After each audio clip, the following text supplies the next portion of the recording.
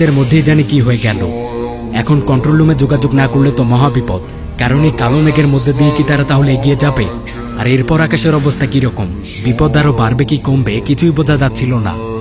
এদিকে আবার বিমানটা কিছু পথ এগিয়ে আসলে নিয়ন্ত্রণ হারিয়ে ফেলে। ক্যাপ্টেন তার কো পাইলটকে নিয়ে আপ্রাণ চেষ্টা করছিল নিয়ন্ত্রণ ঠিক রাখার। টার্গেট হলো মেঘ কাটিয়ে চলে যেতে হবে। যাত্রীদেরকে বলা হয় সামনে কিছুটা বিপদ, তাই সবাইকে সিট বেল্ট বাঁধতে বলা হয়।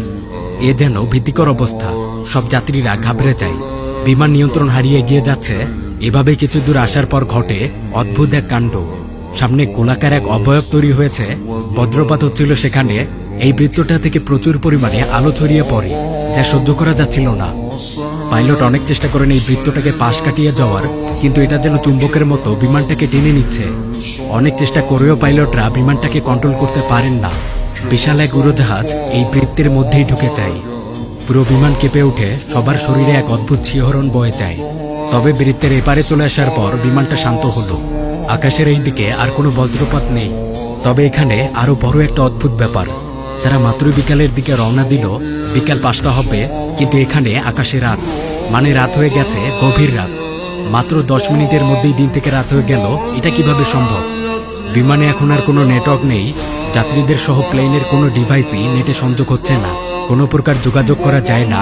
যার অর্থ হলো এই বিমানটা এখন পৃথিবী থেকে পুরোপুরি বিচ্ছিন্ন। তবে এই ফ্লাইটে রেডার কাজ করছিল। রেডারের মাধ্যমে বোঝা যায় আশেপাশে অন্য কোনো বিমান আছে কিনা, চলমান প্লেনটা কত উচ্চতায় রয়েছে, গতিপথ কোন দিকে, এই কিছু বিষয় জানা যায় রেডারে। তবে এখানে আবার আরেক অদ্ভুত ব্যাপার। বিমানের বেশিরভাগ অত্যাধুনিক ডিভাইসগুলো কাজ না করলেও এই রেডারটা ঠিক আছে। কো পাইলট ড্যানিয়েল তখন জানায় এই রেডারটা অনেক পুরনো। এই বিমানের সবকিছুই প্রতি বছর পরিবর্তন করা হয়, তবে এই রেডারটা বিগত 50 বছর থেকে এই বিমানেই রয়েছে, পরিবর্তন করা হয়নি। বিষয়গুলো বেশ অদ্ভুত। পাইলটরা কিছু বুঝতে পারছিল না, তারা শুধু ভাবে প্লেনে সমস্যা হয়েছে। তারা আশায় আছে কন্ট্রোল রুম থেকে হয়তো এইসব কিছু ঠিক করে দেওয়া হবে, তারপর আর কোনো সমস্যা থাকবে না। এদিকে যাত্রীদের বেসামাল অবস্থা। তখন পাইলটরা জানান আকাশ খারাপের জন্য এমন হয়েছে। এটা আসলে অস্বাভাবিক কিছু না, বারমুডা ট্রায়াঙ্গেল পার হওয়ার সময় এরকমই প্রায়ই হয়। এটা একটা মিথ্যা ছিল, তারা কোনো বারমুডা ট্রায়াঙ্গেল পার হয়নি। যাত্রীদেরকে শান্ত করার জন্য তারা এই মিথ্যাটা বলে। এরপর পাইলটরা এগিয়ে যায়।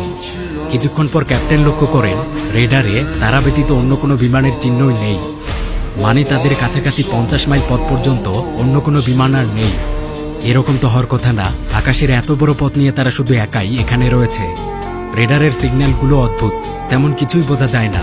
আবার চারদিকের পরিবেশ দেখে মনে হয় এটা আমেরিকার কোনো পথই না। উইলিয়াম ভাবে তারা অজানা কোনো পথে এগিয়ে চলেছে। তখন তিনি সিদ্ধান্ত নেন প্লেনটা তিনি একটু নিচে নামিয়ে দেখবেন, তাহলে পরিবেশ দেখে হয়তো বোঝা যাবে তারা আসলে আছে কোথায়। কিন্তু এটা করার আগে তিনি একজন ক্রুকে কল দেন। তার নাম হচ্ছে ক্যামেরন। ক্যামেরনকে বলা হয় যাত্রীদেরকে শান্ত করে রাখতে। বিমান এখন একটু নিচে নেমে আবার উঠে যাবে, এতে একটু ঝাঁকির সৃষ্টি হতে পারে, এতে আবার তখন যাত্রীরা একটু ভয় পেতে পারে। ক্যাপ্টেন এরপর বিমানটাকে কিছুটা নিচে নিয়ে যান।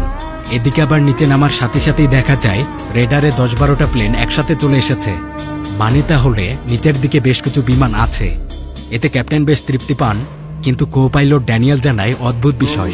রেডারে যে প্লেনগুলো মাত্রই ধরা পড়ল, এগুলো সাধারণ কোনো যাত্রীবাহী বিমান নয়। এগুলো আকারে অনেক ছোট, সেগুলো আবার খুব দ্রুত উড়ে যাচ্ছে। এদিকে বিমান আরো কিছু নিচে নামার পর দেখা যায় এখানে এক অবাক কাণ্ড। নিচে খণ্ড খণ্ড ভাবে বোমাবাজি হচ্ছে। ছোট কিছু যুদ্ধ বিমান উড়ে যায়, মনে হয় এখানে কোনো একটা যুদ্ধ হচ্ছে। কিন্তু যুদ্ধ কি জন্য? এ সময় যুদ্ধ, অবাক করা ব্যাপার। এই শহরের উপরে ধ্বংস চালানো হচ্ছিল। এই দৃশ্য দেখে যাত্রীরা অনেক ভয় পেয়ে যায়।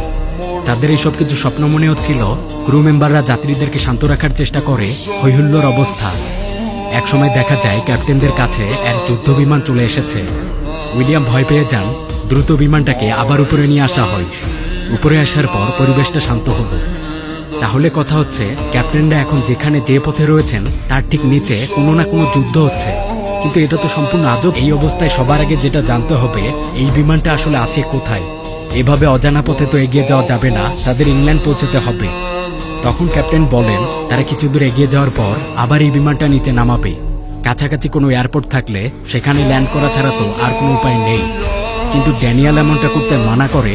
সে বলে নিচে মাত্র যে অবস্থা দেখা গেল, এই যুদ্ধ পরিবেশে নেমে যাওয়া ঠিক হবে না, বড় বিপদ হতে পারে। তখন ক্যাপ্টেন জানান এছাড়া তো আর কোনো উপায় নেই, এভাবে ভেসে থাকলে কয়েক ঘন্টার মধ্যেই সব জ্বালানি শেষ হয়ে যাবে, তখন তো বিমানের আরো বড় বিপদ।